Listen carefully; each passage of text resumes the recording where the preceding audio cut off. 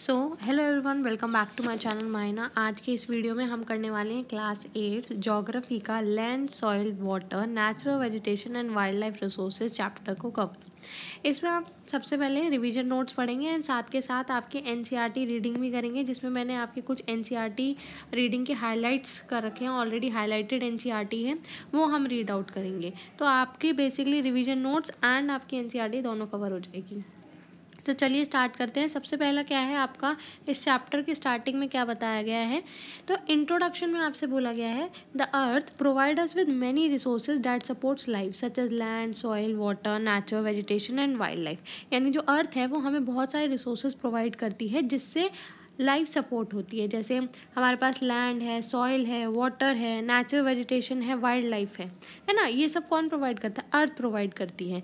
These are renewable natural resources but they can become scarce if over used और mismanaged. यानी ये renewable natural resources हैं, यानी renew हो सकते हैं, ये कभी भी आपके ख़त्म नहीं होंगे, ये बार बार आपके रिन्यू हो सकते हैं, आप रीयूज़ कर सकते हो। जैसे पानी है, लैंड है, सॉइल है, आप रिन्यू कर सकते हो। रिन्यूएबल नेचुरल रिसोर्सेज हैं, आपकी सनलाइट है, ये सब। तो ये कभी स्कार नहीं होगी, है ना। मतलब ये कभी ख़त्म नहीं होगी अनटिल एंड अनलेस आप इनका बहुत ज़्यादा ओवर यूज़ कर रहे हो या फिर इन्हें मिसमैनेज कर रहे हो।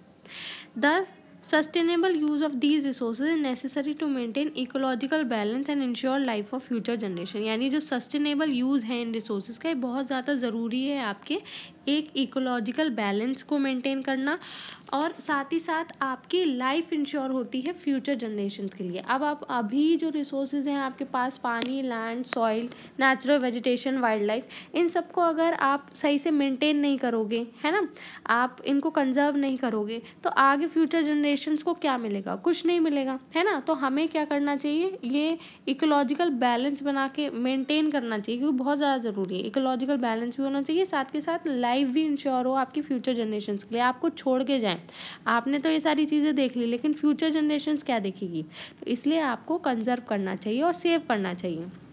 नेक्स्ट आता है हमारा लैंड रिसोर्सेज।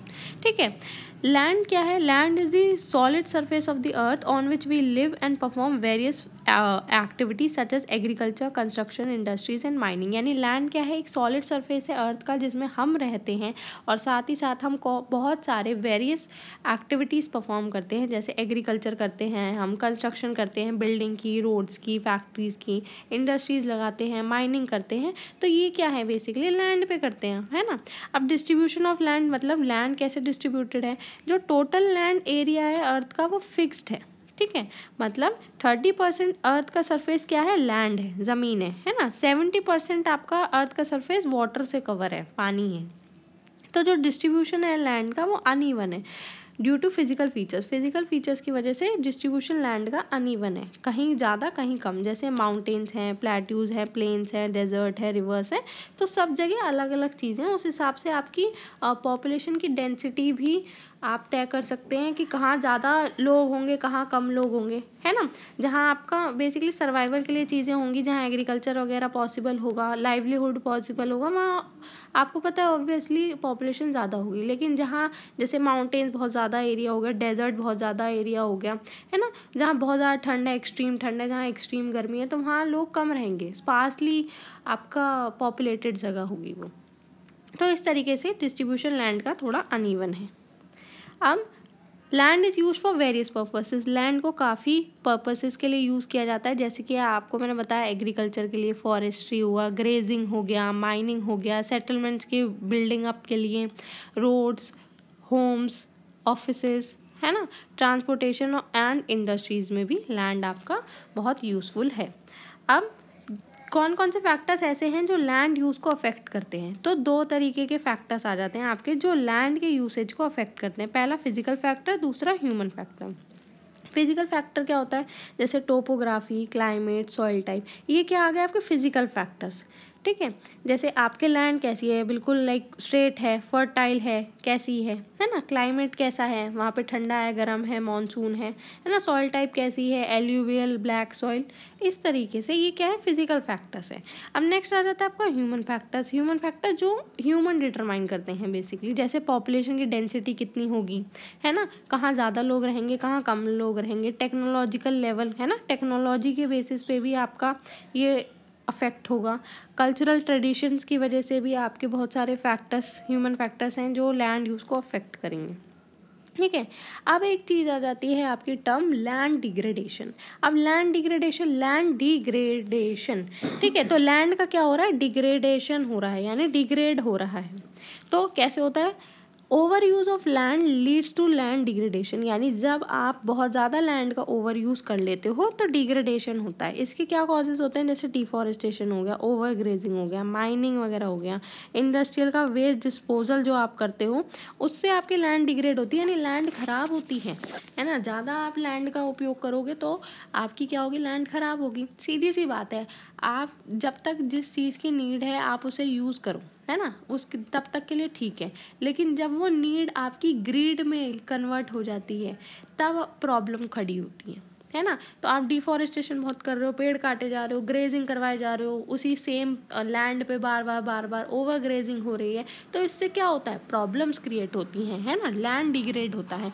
माइनिंग कर रहे हो, करते जा रहे हो, है ना, इंडस्ट्री का जो वेस्ट है डायरेक्ट डिस्पोज ऑफ कर दे रहे हो, तो वो सब किस पे इम्पैक्ट डाल रहा है, लैंड पे इम्पैक्ट डाल रहा है, और अल्टीमेटली हम पे इम्पैक्ट डाल रहा है, ह्यूमंस पे, एनिमल्स पे, वाइल्ड लाइफ पे, नेचुरल वेजिटेशन पे, इन सब पे इम्पैक्ट डाल रहा है। ठीक है, तो आपके कुछ कंजर्वेशन मेथड्स हैं कि अब आप जो चीज़ कर रहे हो उसको कंजर्व कैसे करें। तो कंजर्वेशन मेथड में सबसे पहले हम देखते हैं एफॉरेस्टेशन, यानी पेड़ लगाना।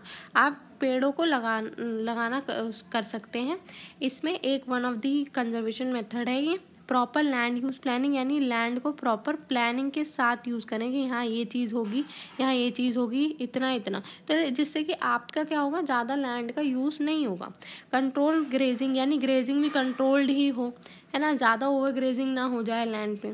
ठीक है, टेरेस फार्मिंग, काउंटर प्लोइंग, ये सब कंजर्वेशन मेथड्स हैं। ठीक है, इसका थोड़ा सा पार्ट एनसीईआरटी से देख लेते हैं।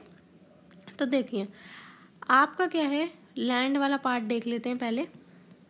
लैंड वाले पार्ट के लिए सबसे पहले it covers only about 30% of the total area of earth surface and all part of this small percentage are not habitable. यानी लैंड में क्या बताया गया, बहुत इंपॉर्टेंट, एक तो नेचुरल रिसोर्स है आपका, और सिर्फ 30% कवर करता है आपके टोटल अर्थ के सरफेस का। ठीक है, और ये जो पार्ट है पूरा इस स्मॉल परसेंटेज का, सारे हैबिटेबल नहीं है, सब जगह नहीं रहा जा सकता। ठीक है, ये डू यू नो पढ़ सकते हो, आपकी 90% वर्ल्ड की पॉपुलेशन सिर्फ 30% लैंड एरिया ही ऑक्यूपाई करती है। जो रिमेनिंग 70% है लैंड का, या तो स्पार्सली पॉपुलेटेड है या फिर इनहैबिटेटेड है, यानी बहुत ही कम पॉपुलेटेड है, या तो वहाँ लोग रहते ही नहीं हैं। इस तरीके से आपको डिस्ट्रीब्यूशन बताया गया है। अब लैंड यूज़ में आप देख सकते हो, लैंड आपके वेरियस पर्पसेस के लिए, जो मैंने आपको बता दिया, ये सारे आप इन्हें मार्क कर सकते हैं एनसीईआरटी से।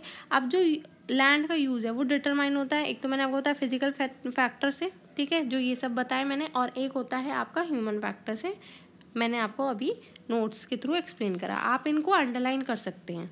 ठीक है, लैंड आपके ओनरशिप के बेसिस पे भी क्लासीफाई होता है, कैसे, दो तरीके से, प्राइवेट लैंड और कम्युनिटी लैंड। अब देखो प्राइवेट लैंड क्या होता है, जो सिर्फ इंडिविजुअल आपके ओन करते हैं, है ना, वेयर एज जो कम्युनिटी लैंड होता है वो कम्युनिटी आपकी ओन करती है ना, कॉमन यूजेस के लिए, जैसे आप फॉडर के कलेक्शन के लिए, फ्रूट्स, नट्स या मेडिसिनल हर्ब्स की कलेक्शन के लिए इस पूरे लैंड को कम्युनिटी यूज़ करती है, कॉमन यूज़ के लिए, है ना। ये जो कम्युनिटी लैंड्स है इन्हें क्या बोला जाता है, और कॉमन प्रॉपर्टी रिसोर्सेज बोला जाता है। ठीक है, इस तरीके से आपको दिख सकता है change in land over time, यानी कैसे लैंड का यूज़ हो रहा है ओवर टाइम, कैसे कैसे चेंजेस हो रहे हैं, है ना। अब कंजर्वेशन भी मैंने आपको बता दिया कैसे कंजर्व कर सकते हैं। अब नेक्स्ट हम बढ़ते हैं सॉइल पे। ठीक है, सॉइल रिसोर्सेज, लैंड रिसोर्सेज के बारे में बात कर ली, अब हमारा आ रहा है सॉइल रिसोर्सेज। सॉइल रिसोर्सेज में सबसे पहले हम पढ़ते हैं सॉइल क्या होती है। तो soil is a thin layer of loose material covering the earth surface that supports plant life. यानी सॉइल क्या है, एक थिन लेयर है लूज मटेरियल की, जिसने अर्थ सरफेस को कवर कर रखा है और जो प्लांट लाइफ को भी सपोर्ट करती है। It is formed by weathering of rocks over 1000 of years. यानी ये वेदरिंग ऑफ रॉक से फॉर्म हुई है, जो कि ओवर 1000 ऑफ ईयर्स के बाद फॉर्म हुए हैं। फैक्टर्स कौन कौन से हैं जो सॉइल फॉर्मेशन को अफेक्ट करते हैं, है ना। पहला तो पेरेंट रॉक, दूसरा क्लाइमेट, देन रिलीफ जो कि लैंड फॉर्म होता है, फ्लोरा फौना एंड टाइम आपका। ठीक है। मेजर टाइप की सॉइल क्या होती हैं आपकी, देखो एल्यूवियल सॉइल पहली, जो फर्टाइल होती है, रिवर प्लेन्स में पाई जाती है, एग्रीकल्चर के लिए बहुत अच्छी होती हैं। ठीक है। नेक्स्ट आ जाता है आपका ब्लैक सॉइल, जो आयरन और लाइम में रिच होती है ना, और कॉटन के लिए भी, ग्रोइंग के लिए भी बहुत ज़्यादा ये ब्लैक सॉइल सूटेबल होती है, अच्छी होती है। रेड सॉइल लो फर्टिलिटी, यानी थोड़ा सा कम रेट है इसका, है ना, फर्टिलाइजर्स की ज़रूरत पड़ती है इस सॉइल को में ग्रो करने के लिए क्रॉप को। लेटराइट सॉइल कहाँ मिलती है, आपकी ट्रॉपिकल रीजन्स में मिलती है, जो कि आपके टी और कॉफ़ी बनाने के लिए यूज़ होता है। माउंटेन सॉइल हिली एरियाज़ में पाई जाती है, प्लांटेशन को सपोर्ट करती है। डेजर्ट सॉइल आपका सैंडी, लो मॉइस्चर और कैक्टस और श्रब्स को सपोर्ट करती है ये सॉइल। ठीक है। अब आपकी कुछ सॉइल डिग्रेडेशन भी होती हैं, है ना, लैंड डिग्रेडेशन है, सॉइल डिग्रेडेशन है, वो कैसे कॉज होती है, डिफॉरेस्टेशन से, वही ओवर इरिगेशन, ज़्यादा पानी दे रहे हो, है ना, केमिकल फर्टिलाइजर्स का ज़्यादा यूज़ कर रहे हो, तो एट लास्ट आपकी सॉइल की फर्टिलिटी लो होती जाती है, फिर सॉइल फर्टाइल नहीं रहती उतनी, है ना। इरोजन बाय विंड और वाटर, यानी जो सॉइल लगी हुई है इसकी टॉप लेयर, जब आपके पानी और विंड के इरोजन होता है, पानी और विंड आते हैं, है ना, तेज़ हवा चल रही है, तो ये लूज सॉइल की वजह से ये क्या हो जाती है, वैनिश हो जाती है, एंड पानी का तेज़ फ्लो आता है, तो ये सॉइल क्या हो जाती है, वैनिश डाउन हो जाती है, तो सॉइल डिग्रेड हो जाती है, इरोजन हो जाता है, सॉइल इरोजन। कुछ कंजर्वेशन मेथड्स भी हैं ये सारे, तो इसे हम डिटेल में एनसीईआरटी से पढ़ लेते हैं। ठीक है। सबसे पहले सॉइल की डेफिनेशन आप यहाँ से मार्क कर लीजिए, the thin layer of granny substance covering the surface of earth is called soil, यानी जो थिन लेयर होती है ग्रेनी सब्सटेंस की, कौन सी सब्सटेंस, ग्रेनी सब्सटेंस की, जो आपके अर्थ का सरफेस कवर कर रहा है, उसको आप बोलते हैं सॉइल। ठीक है। ये क्या है, ये किससे बनी हुई है, ऑर्गेनिक मैटर से बनी हुई है, मिनरल से बनी हुई है, और वेदर्ड रॉक से बनी हुई है। ठीक है। अब क्या होता है, ये प्रोसेस वेदरिंग के थ्रू बनती है। अब वेदरिंग क्या है, वेदरिंग है आपका the breaking up and decay of expose rocks by temperature changes, frost action, plants, animals, human activity, यानी वेदरिंग एक ऐसा प्रोसेस है जिसमें आपके टूटती हैं और रॉक्स, जो एक्सपोज रॉक्स हैं वो डिके होती हैं, गलती हैं, टेम्परेचर की चेंज की वजह से, फ्रॉस्ट जब जम जाता है, प्लांट और एनिमल और ह्यूमन एक्टिविटी की वजह से, ये जो प्रोसेस होता है इसे वेदरिंग कहते हैं। ठीक है। तो राइट मिक्स मिनरल्स और ऑर्गेनिक मैटर का सॉइल फर्टाइल बनाता है। ठीक है। आपकी इसमें एक केस स्टडी भी बताई गई है लैंडस्लाइड्स के बारे में, कि लैंडस्लाइड क्या है, बेसिकली मास मूवमेंट है आपके रॉक, डेब्रिस और अर्थ का डाउन स्लोप। इसमें एक केस स्टडी बताई हुई है आपकी कि मैसिव लैंडस्लाइड कहाँ हिट करा था, पांगी विलेज नियर रेकोंग प्यो इन किन्नौर डिस्ट्रिक्ट ऑफ हिमाचल प्रदेश, जिसमें 200 मीटर आपका old Hindustan Tibet road damage हुआ था, है ना, नेशनल हाईवे 22 पे। ठीक है। अब कुछ आपका माइटिगेशन मैकेनिज्म बताया गया है। इसमें माइटिगेशन मैकेनिज्म क्या होता है, एडवांसमेंट आपकी साइंटिफिक टेक्निक्स में, जिसने एम्पावर कर रखा है, हमें एम्पावर करा है टू अंडरस्टैंड फैक्टर जिससे लैंडस्लाइड होती हैं और कैसे हम उसे मैनेज कर सकते हैं। ठीक है। कुछ हैज़ार्ड मैपिंग है जिससे हम लोकेट कर सकते हैं जो कि एरियाज प्रोन है लैंडस्लाइड के, जहाँ पे आप अवॉइड कर सकते हैं सेटलमेंट्स को बिल्ड करना, रहना, है ना। कंस्ट्रक्शन रिटेंशन वॉल का, जिससे कि आप लैंड को स्टॉप कर सको स्लिप होने से। आपके वेजिटेशन कवर में इंक्रीज लाना, जिससे आप लैंडस्लाइड को अरेस्ट कर सको। जो सरफेस ड्रेनेज कंट्रोल वर्क होता है, वो क्या काम करता है, वो आपके लैंडस्लाइड के मूवमेंट को कंट्रोल करके रखता है, अलॉन्ग विद जो रेन वाटर और स्प्रिंग फ्लोज हैं। ठीक है। अब हम किस पे बात कर रहे थे, सॉइल पे बात कर रहे थे। तो सॉइल में आप देख सकते हो सॉइल प्रोफाइल है, आपसे पूछी जा सकती है। 100 ऑफ ईयर्स लगते हैं आपको 1 सेंटीमीटर ऑफ सॉइल बनाने के लिए। ठीक है। ये है आपकी पेरेंट रॉक। नेक्स्ट आ जाते हैं वेदर्ड रॉक मटेरियल, जो वेदरिंग के प्रोसेस से वेदर्ड रॉक बनती है, वो है ये वेदर्ड रॉक। देन आपकी सब सॉइल आ जाती है, जिसमें सैंड, स्लिट और आपका सिल्ट और क्ले होता है, और उसके ऊपर आ जाती है आपकी टॉप लेयर, जिसमें आपका ह्यूमस और वेजिटेशन होता है। अब आपके कुछ फैक्टर्स हैं जो सॉइल फॉर्मेशन को इफेक्ट करते हैं। मेजर फैक्टर्स क्या हैं सॉइल फॉर्मेशन के, वो हैं जो नेचर है आपके पेरेंट रॉक का, क्लाइमेटिक फैक्टर्स जो हैं, ये मेजर फैक्टर्स हैं। और कौन से फैक्टर्स हैं, जैसे टोपोग्राफी हुआ, ऑर्गेनिक मटेरियल का रोल हुआ, टाइम कितना लग रहा है आपके सॉइल फॉर्मेशन के कंपोजिशन में, वो सब। तो ये आपके डिफर कर सकते हैं प्लेस टू प्लेस। अब देखो ये फैक्टर अफेक्टिंग सॉइल फॉर्मेशन बहुत ज़्यादा इंपॉर्टेंट है, आपका पेपर में पूछा जाएगा, है ना। तो सबसे पहले हम देख लेते हैं पेरेंट रॉक, जो सबसे नीचे वाली रॉक हमने बताई। तो पेरेंट रॉक आपका क्या डिटरमाइन करता है, कलर, टेक्सचर, केमिकल प्रॉपर्टीज आपकी, मिनरल कंटेंट, परमिएबिलिटी एक सॉइल की, ठीक है। रिलीफ यानी एल्टीट्यूड है या स्लोप है ना, एल्टीट्यूड ये ऐसे और स्लोप ये डाउनवर्ड वाला है ना। डिटरमाइन अक्यूमुलेशन ऑफ सॉइल यानी कितना अक्यूमुलेट हो रही है सॉइल, ये रिलीफ एक डिटरमाइन करता है, एक फैक्टर है। फ्लोरा, फौना, माइक्रो ऑर्गेनिजम्स ये क्या करता है, ये अफेक्ट करता है आपके ह्यूमस के फॉर्मेशन के रेट को, कि कितनी तेज़ी से आपका ह्यूमस फॉर्मेशन होगा या नहीं, है ना, कितनी तेज़ी से, कितना slow. Time, determine thickness of soil profile यानी सॉइल कितनी थिक होती जा रही है, जो सॉइल प्रोफाइल है ना इसकी थिकनेस को कौन डिटरमाइन करता है, आपका टाइम, मतलब टाइम के साथ साथ थिकनेस बनती है, बढ़ती है सॉइल प्रोफाइल की। Climate, temperature, rainfall influence, rate of weathering and humus formation, ये सब आपके क्लाइमेट पे डिपेंड करते हैं कि कितना टेम्परेचर होगा, कैसे रेनफॉल इन्फ्लुएंस से आपका सॉइल कैसा होगा, वेदरिंग और ह्यूमस फॉर्मेशन किस रेट से हो रहा है। तो वो सारे फैक्टर्स हैं जो आपके सॉइल फॉर्मेशन को क्या करते हैं, इफेक्ट करते हैं। अब नेक्स्ट हम देख लेते हैं डिग्रेडेशन सॉइल का और कंजर्वेशन मेजर्स। जैसे मैंने आपको बताया डिग्रेड होती है, सॉइल इरोजन और डिप्लीशन बहुत मेजर थ्रेट है आपके सॉइल के एज अ रिसोर्स। ह्यूमन और नेचुरल फैक्टर दोनों आपके सॉइल के डिग्रेडेशन में क्या नाम है, एक योगदान देते हैं, है ना, मतलब दोनों ही आपके कॉजेज हैं, ह्यूमन और नेचुरल फैक्टर, जिसकी वजह से आपके सॉइल डिग्रेड होते हैं, है ना।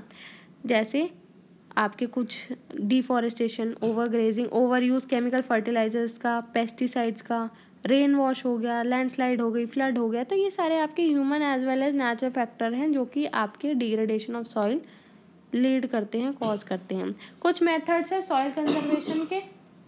तो सबसे पहला है मल्चिंग। मल्चिंग क्या है, the bare ground between plant is covered with a layer of organic matter like straw, यानी जो बेयर ग्राउंड, खाली ग्राउंड है बिटवीन प्लांट्स के बीच में खाली ग्राउंड होता है जो कि आपके ऑर्गेनिक मैटर की लेयर से कवर होता है, लाइक अ स्ट्रॉ, जैसे स्ट्रॉ होती है ना, तो स्ट्रॉ जैसे जिस हिसाब से होती है उस हिसाब से क्या है आपका बेयर ग्राउंड, जिसमें प्लांट्स हैं और ऑर्गेनिक मैटर की लेयर है, यानी प्लांट और बेयर ग्राउंड है बिटवीन प्लांट्स के बीच में एक बेयर ग्राउंड है जो कि आपकी ऑर्गेनिक मैटर की लेयर में कवर्ड है, जैसे स्ट्रॉ होती है ना, जिससे क्या हेल्प करती है, ये सॉइल मॉइस्चर रिटेन करने में हेल्प करती है। नेक्स्ट है कॉन्टोर बैरियर्स, जैसे स्टोन्स, ग्रास, सॉइल, ये सारे यूज़ किए जाते हैं आपके बैरियर्स यानी रुकावट के लिए, है ना। अलॉन्ग कॉन्टर्स यानी ट्रेंचेस आपके in front of the barriers बनते हैं जिससे पानी आपका कलेक्ट हो सके, ये कॉन्टोर बैरियर्स है। रॉक डैम क्या है, rock are piled up to slow down the flow of water, यानी आप क्या करो ना, रॉक को पाइल अप कर लो, बहुत सारे रॉक लगा लो, जिससे कि ये जो पानी का फ्लो है ना वो स्लो डाउन हो जाए, बहुत धीमे धीमे जाए, फिर नीचे से, है ना, नीचे से क्या स्लो डाउन हो जाए। आप थोड़े से रॉक लगा दोगे तो जो पानी इतनी तेज़ी से आ रहा था वो फिर आगे धीरे धीरे धीरे धीरे जाएगा, है ना। This prevent gullies and further soil loss, यानी ये आपकी गलीज को बनाने में प्रिवेंट करता है और सॉइल लॉस भी नहीं होता, ठीक है। टेरेस फार्मिंग, ये देखो टेरेस की तरह आपकी ये फार्मिंग हो रही है इस तरीके से, ये ब्रॉड फ्लैट स्टेप्स हैं और टेरेसेस जो कि आपके स्टीप स्लोप से बनाए गए हैं, ये स्लोप पे बनाए गए सो डैट जो फ्लैट सरफेस है वो आपका अवेलेबल हो पाए क्रॉप्स को ग्रो करने के लिए। ये आपका सरफेस रन ऑफ और सॉइल इरोजन को रिड्यूस करता है। जो पानी आता है ना, तो इससे जो पानी अगर गिरेगा तो वो एकदम से सरफेस रन ऑफ नहीं होगा, वो धीमे धीमे धीमे धीमे जाएगा, क्योंकि देखो आप देख सकते हो ये स्टेयर्स की तरह है, ऐसे ऐसे जा रहा है स्टेयर्स की तरह, तो पानी रुक रुक के आएगा, यहाँ पे इतनी तेज़ी से नहीं आएगा, तो सरफेस रन ऑफ नहीं होगा, सॉइल इरोजन नहीं होगा, है ना। इंटरक्रॉपिंग मतलब डिफरेंट क्रॉप्स आपकी ग्रो हो रही हैं ऑल्टरनेट रोज में, यानी एक रो ये बना दी जिसमें आपने वीट कर दिया, एक रो में राइस कर दिया, तो फिर वीट फिर राइस, इस तरीके से ऑल्टरनेट रोज में आप क्या करते हो, डिफरेंट क्रॉप्स ग्रो करते हो, और आप सो कर सकते हो इन्हें डिफरेंट टाइम में, जिससे कि आप सॉइल को प्रोटेक्ट कर सको रेन वॉश से। कॉन्टर प्लोइंग, देखो कॉन्टर प्लोइंग ये आपको दिख रही है यहाँ पे, ये आपकी प्लोइंग है जो कि पैरेलल है to the contours of a hill slope to form a natural barrier. Natural barrier form करने के लिए हिल स्लोप पे बनाया जाता है for water to flow down the slope, जिससे कि पानी आपके नीचे आ पाए, है ना, फ्लो डाउन कर पाए डाउन दी स्लोप। शेल्टरमेंट कोस्टल और ड्राई रीजन पे आपकी रोज़ जो है ट्रीज़ की उसे प्लांट किया जाता है, जिससे कि विंड मूवमेंट पे चेक रखा जा सके और सॉइल कवर को प्रोटेक्ट करा जा सके। तो देखो शेल्टर बेल्ट ये रही, यहाँ देखो कितने लंबे लंबे पेड़ लगा लिए हैं। तो अगर हवा आएगी तो हवा क्या करेगी, इसको धीमी कर देगी, स्टॉप डाउन कर देगी, तो जिससे ये जो सॉइल इरोजन होता है ना, सॉइल कवर को प्रोटेक्शन मिल जाएगी। ठीक है, तो ये आपके कुछ कंजर्वेशन मेथड्स हैं। आगे बढ़ते हैं। वाटर रिसोर्सेज के क्या इंपॉर्टेंस है। देखो वाटर तो आपको पता है सबको कि बहुत असेंशियल है आपकी for all forms of life. आपके ड्रिंकिंग में, इरिगेशन में, इंडस्ट्रीज में, ट्रांसपोर्ट, पावर जनरेशन, सब में आपका पानी का बहुत इंपॉर्टेंट असेंशियल रोल है। आपका पानी का डिस्ट्रीब्यूशन कैसे है, देखो सबसे पहले तो 97% अर्थ का वाटर है ना, वो ओशियंस में है, सॉल्ट वाटर है। ठीक है, बचा 3% जो फ्रेश वाटर है, जिसमें कि आपके फर्दर और अगर आप क्लासीफाई करो तो 2% फ्रोजन है, यानी जमा हुआ है ग्लेशियर्स और आइस कैप्स की फॉर्म में। ठीक है, सिर्फ 1% पानी अवेलेबल है as a ground water and surface water. समझ रहे हो, तो आपको पानी बचाना चाहिए, है ना, ज़्यादा वेस्ट नहीं करना चाहिए, मिसयूज़ नहीं करना चाहिए। ठीक है, वाटर प्रॉब्लम, वाटर स्कैरसिटी किससे होती है, वाटर स्कैरसिटी तो सबसे पहला यूज़ है ओवर यूज़, आप कर रहे हो, वेस्ट कर रहे हो पानी की टंकी चली हुई है, बस चलाए हुए हो, है ना, तो वो वेस्ट हो रहा है, ख़राब हो रहा है, तो वो चीज़ नहीं करनी चाहिए। Population of river and lakes, अब जो इंडस्ट्री की जो फैक्ट्रीज हैं उसमें से जो आपका इंडस्ट्रियल वेस्ट निकलता है वो आप डायरेक्ट किस में पोर कर देते हो, आप लेक्स, रिवर्स, ओशियंस में डायरेक्ट पोर कर देते हो, तो जिससे क्या हो जाता है, रिवर्स और लेक्स का पॉल्यूशन लेवल बढ़ जाता है, वाटर कंटेमिनेट हो जाता है ना। अनइवन रेनफॉल, कभी रेनफॉल हुई, कभी रेनफॉल नहीं हुई, ज़्यादा हो गई, कम हो गई, इस वजह से और आपके वाटर प्रॉब्लम्स बढ़ते हैं। पॉपुलेशन की ग्रोथ हो रही है तो आपकी वाटर रिक्वायरमेंट भी ज़्यादा होगी, है ना, तो इस वजह से और आपकी वाटर की कमी हो रही है, स्कार्सिटी हो रही है। डिफॉरेस्टेशन, पेड़ नहीं होंगे तो वाटर साइकिल कैसे चलेगी, है ना। आप कंजर्व कैसे कर सकते हो पानी को, रेन वाटर हार्वेस्टिंग करके, रीयूज़ करके, रिसाइकलिंग करके पानी का। ट्रीज़ को प्लांट करो जिससे वाटर साइकिल मेंटेन रहे, स्प्रिंकलर्स यूज़ करो, ड्रिप इरिगेशन यूज़ करो, जिससे आप पानी को कंजर्व कर पाओ। तो देखो पानी का भी एनसीईआरटी रीडिंग से पढ़ लेते हैं। देखो 3/4 of earth surface is covered with water, तो 3/4 आपके अर्थ का सरफेस किससे कवर्ड है, पानी से कवर्ड है, और अप्रोप्रिएटली इसी वजह से वाटर प्लैनेट भी, हमें अर्थ को वाटर प्लैनेट भी बोला जाता है। ठीक है, फ्रेश वाटर से 2.7% है, nearly 70% occurs as ice sheet and glaciers, Antarctica, Greenland और माउंटेन रीजन्स में सिर्फ 1% आपका फ्रेश वाटर अवेलेबल है फिट फॉर ह्यूमन यूज़। ठीक है, आपका पानी ना ही ऐड हो सकता ना ही सब्ट्रैक्ट हो सकता, है ना, इसका वॉल्यूम कांस्टेंट ही रहेगा, ना बढ़ता है ना घटता है, कांस्टेंट रहता है। इसकी अबेंडेंस तभी दिखती है, seems to very, because it is in a constant motion में है, साइकिल हो रही है थ्रू दी ओशियंस, है ना, पूरी वाटर साइकिल चलती है आपकी, तो वो बता रहे हैं। लैंड, फिर बैक अगेन, फिर ये प्रोसेस इवापोरेशन, प्रेसिपिटेशन और रन ऑफ का चलेगा, और इसे क्या रेफर कर दिया जाएगा, वाटर साइकिल में।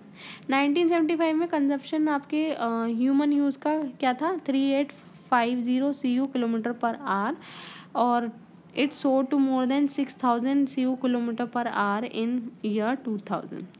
तो ये आपकी बेसिक बस डू यू नो दे रखा है, आपका ये बता रखा है ड्रिपिंग टैप से आप 1200 लीटर ऑफ पानी एक साल में वेस्ट करते हो।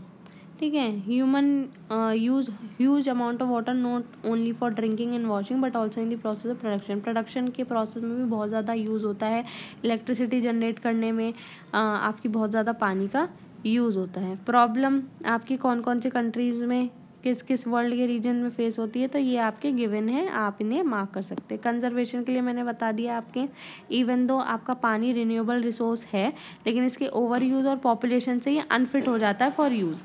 इसमें मैंने कुछ आपके पॉइंटर्स बताए हुए हैं कि कैसे आप कंजर्व कर सकते हो, है ना, या क्या क्या चीज़ें हैं जो पहले आपके इस पानी को यूज़ अनफिट फॉर यूज़ कर देती है।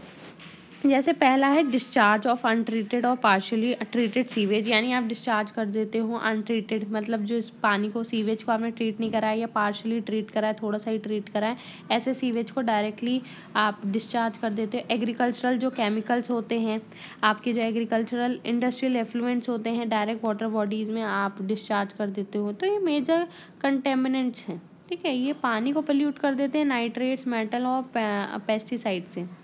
अब क्या है, मोस्ट ऑफ जो ये केमिकल्स हैं नॉन बायोडिग्रेडेबल हैं, जो नहीं गलते हैं, सॉइल में नहीं डिजॉल्व होते हैं, है ना, डिग्रेड नहीं होते और ह्यूमन बॉडीज तक पहुंच जाते हैं थ्रू वाटर, है ना।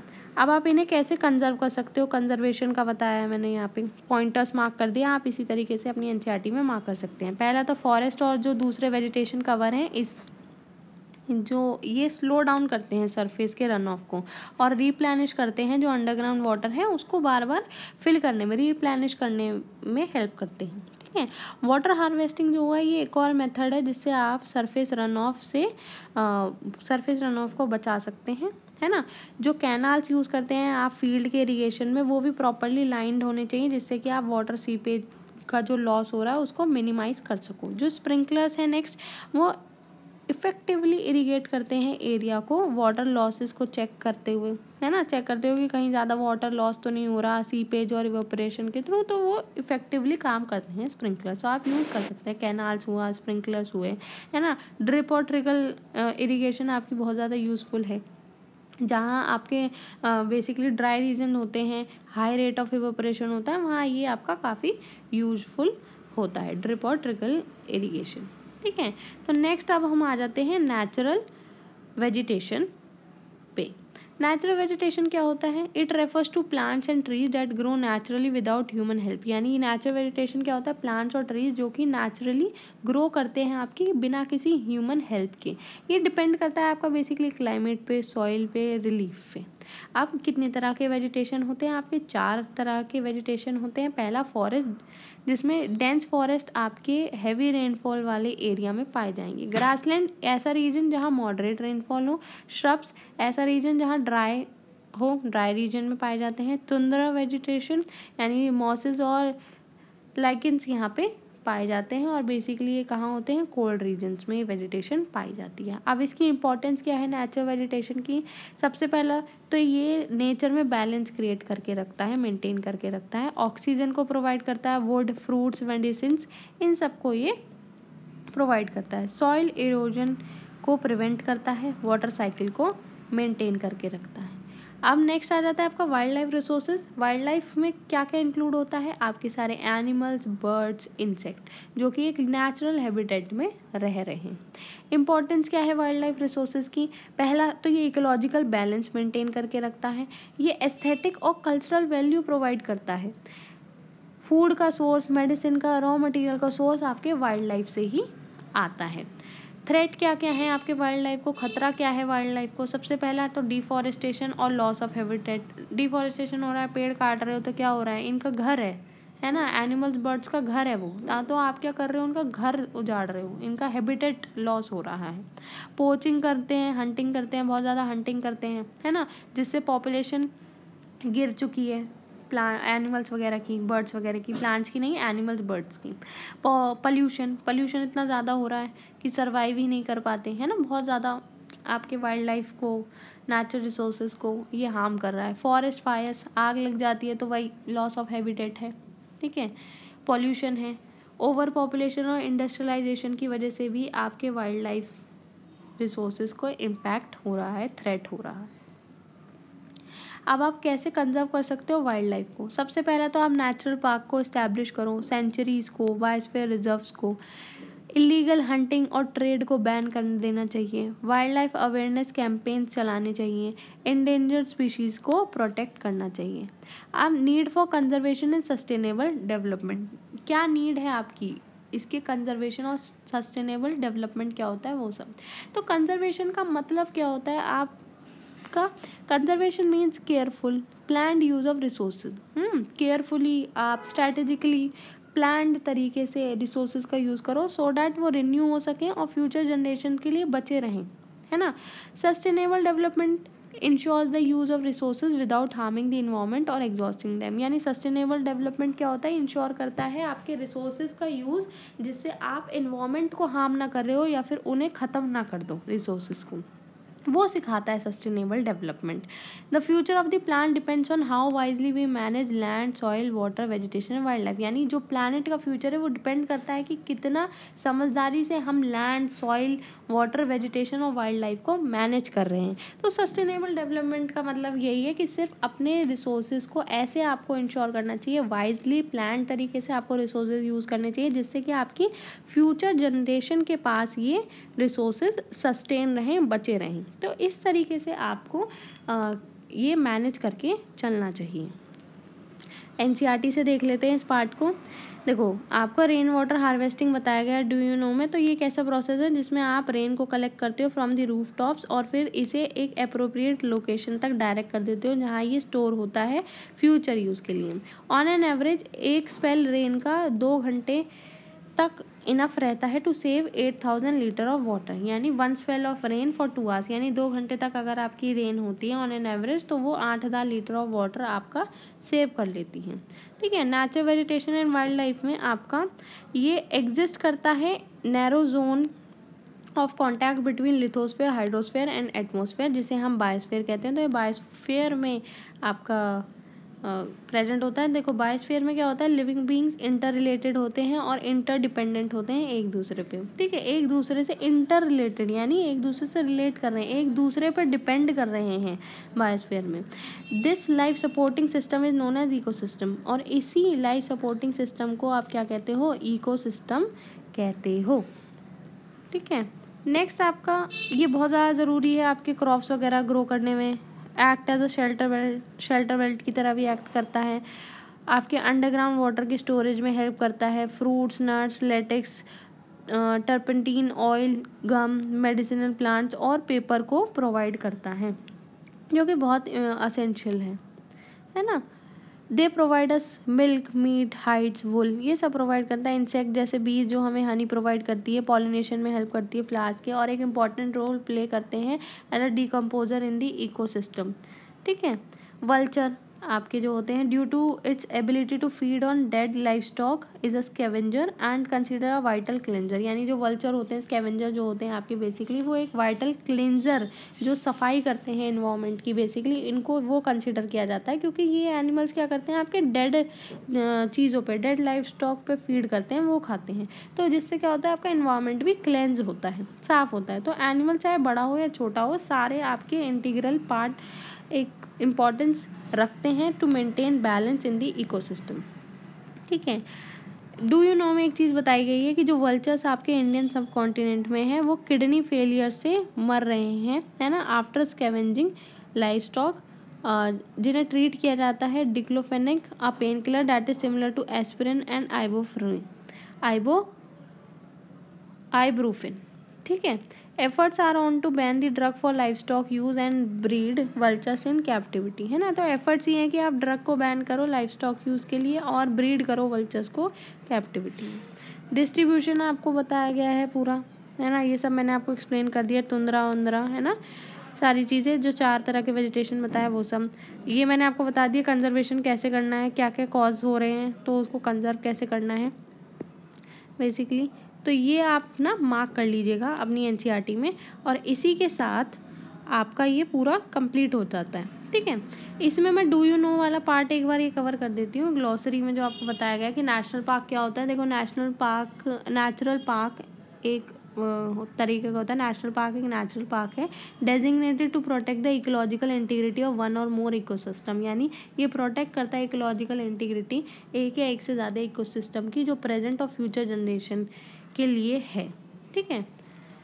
अब बायोस्फीयर रिजर्व क्या है, सीरीज है प्रोटेक्टेड एरियाज की जो लिंक होता है थ्रू ग्लोबल नेटवर्क। इंटेंट मतलब उसका क्या इंटेंशन है, क्या इंटेंट करता है, to demonstrate the relationship between conservation and development and conservation के बीच में एक स्ट्रॉन्ग रिलेशनशिप को डेमोन्स्ट्रेट करता है बायोस्फीयर रिजर्व। ठीक है।